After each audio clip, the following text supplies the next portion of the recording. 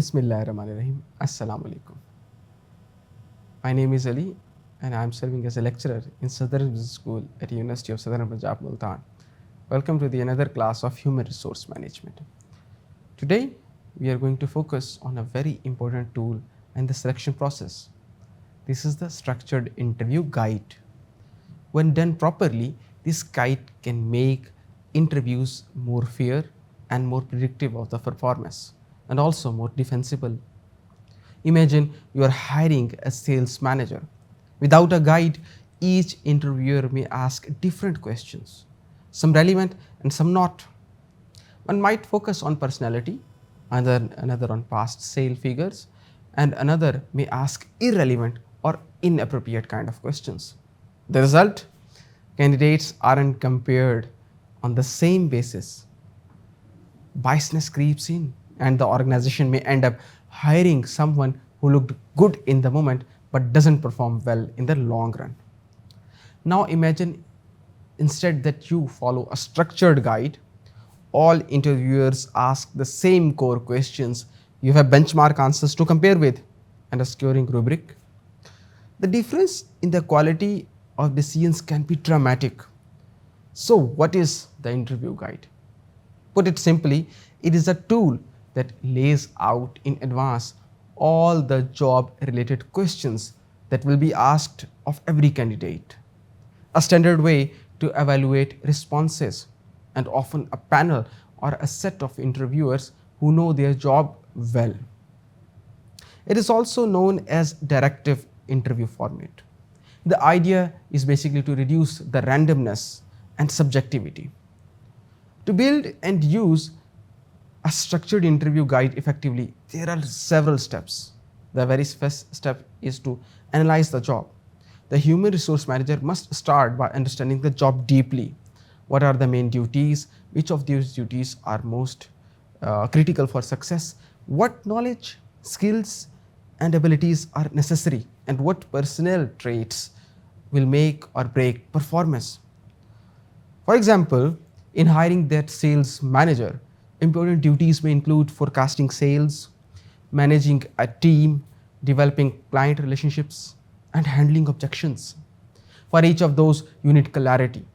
How much weight does handling objections carry versus team leadership? The second step is to rate main duties. Once you have the list of duties, you rate them, often using a criteria like importance and how much time is spent on them. Which of the duties are essential versus the nice to have duties, which occupy most of the daily schedule? In our example, perhaps managing client pipeline is more important than attending the internal meetings, or team hiring or training is essential.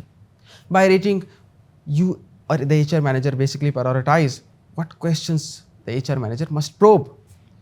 Third step is to create the interview questions. So after you know which duties matter the most, you craft questions that target them. There are different types of questions that can be used, like situational questions, hypothetical scenarios. For instance, suppose a major client is unhappy with the product delivery delays. What would you do? Then there are behavioral questions that specifically ask about past behavior. For instance, tell me about a time when you turned around an unhappy client. How did you do that? Then there are some job knowledge questions as well that may be technical or factual questions about the job, like what methods do you use to forecast sales, or which CRM tools do you prefer and why? There are certain willingness questions as well that are sometimes included to test that whether the candidate is willing to travel, work extra hours, if those are the part of job. You must ensure all these questions map back to the duties you identified or the HR manager identified. For example, if forecasting is a big duty, one or two of your questions must be about forecasting knowledge or experience. The fourth step is to create benchmark answers or the scoring rubric. It is not enough to ask questions. You must decide in advance what makes a good, average, or poor answer.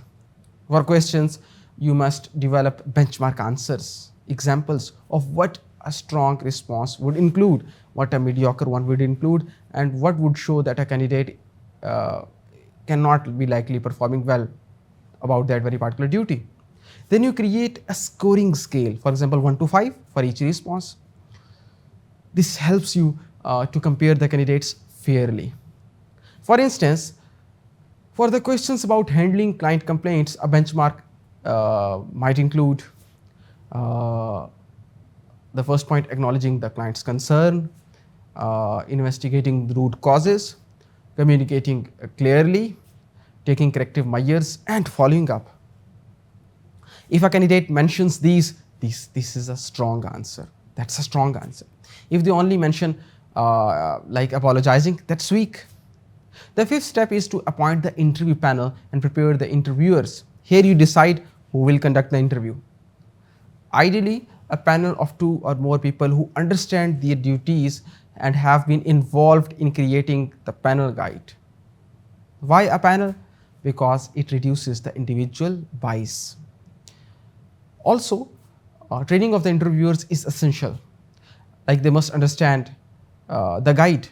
They should know how to rate the answers, avoid leading or irrelevant questions, and maintaining consistency and treating all the candidates fairly and similarly.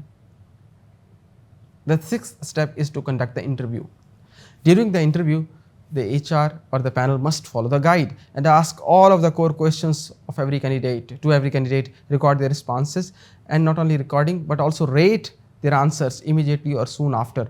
They should establish a rapport, putting the candidate at ease, but also cover difficult areas if required, but always professionally. It helps if interviews are conducted in similar settings like quiet rooms and no interruptions. The seventh step is to review and compare candidates using the guide. Once the interviews are complete, the interviewers compare the ratings based on the benchmark responses. Because every candidate has been asked the same questions and rated against the same criteria, comparison is more meaningful. This review phase should happen while impressions are still fresh.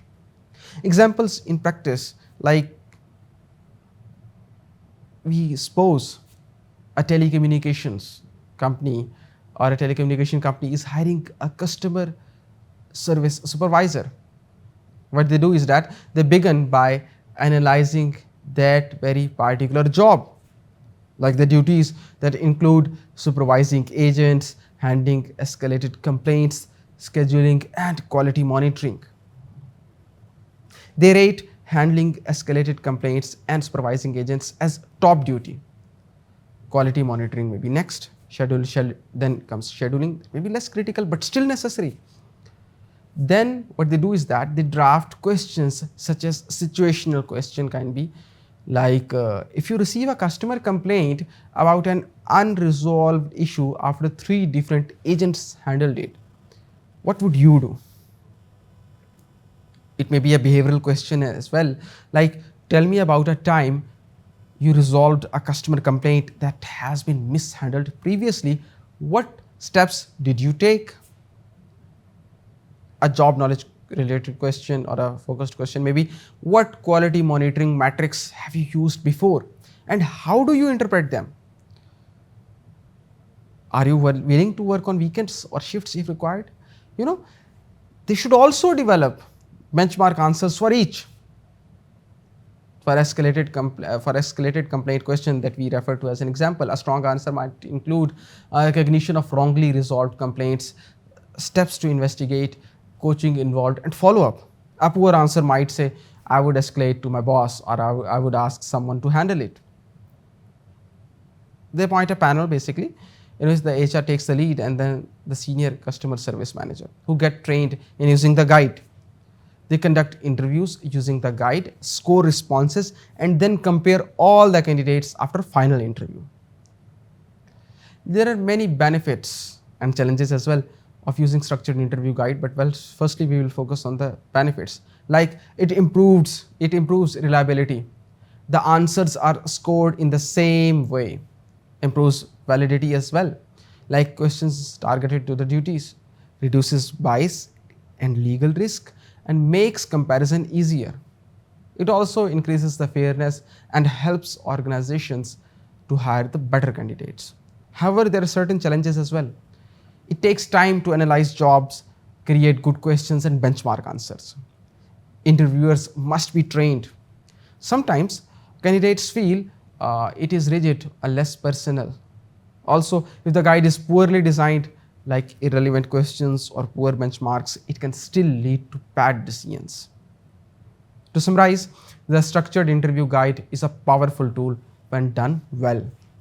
It is built on job analysis, uses consistent questions formats like situational, behavioral, job knowledge, willingness, benchmark answers, panels, and careful screening.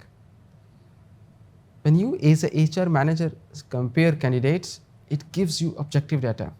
When you hire using that very particular guide, you are more likely to get someone who fits the job, performs well, and stays in the organization in the longer run. That's all. Thank you.